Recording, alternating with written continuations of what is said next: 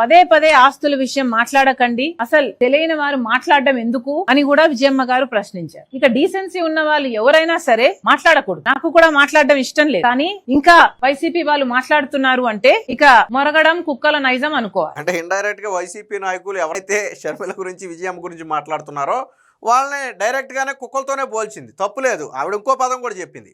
విజయమ్మ గారు క్లారిటీ ఇచ్చారు, మీకు విషయం తెలియకపోతే తెలియనట్టు ఉండండి, ఇది అసలు వాస్తవం అని క్లారిటీ ఇచ్చిన తరువాత కూడా వైసీపీ నాయకులు డీసెన్సీ ఉన్నోడు ఎవడు మాట్లాడు. ఎందుకంటే ఆవిడ ఒక స్పష్టత ఇచ్చింది, ఇది మా కుటుంబ వ్యవహారం, అప్పుడు ఏం జరిగింది అనేది ఒక స్పష్టత ఇచ్చింది.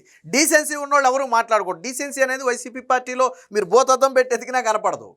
అసలు ఆ పార్టీలో డీసెన్సీ అనే పదానికి చోటే లేదు. కాబట్టి వాళ్ళు మొరుగుతూనే ఉంటారు. అందుకని వాళ్ళకి ఏం పేరు పెట్టింది, వాళ్ళు కుక్కలతో సమానం అని చెప్పి డైరెక్ట్గా చెప్పింది. ఎవరు మొరిగితే వాళ్ళు, వీళ్ళు పలానా వ్యక్తి కుక్క, పలానా వ్యక్తి కుక్క అని మనం చెప్పక్కర్లా. ఎవరైతే షర్మిల గురించి విజయమ్మ గురించి ఇంకా బయటకు వచ్చి మాట్లాడతారో వాళ్ళు కుక్కలతో సమానం అని చెప్పి షర్మిల స్వయంగా చెప్పింది.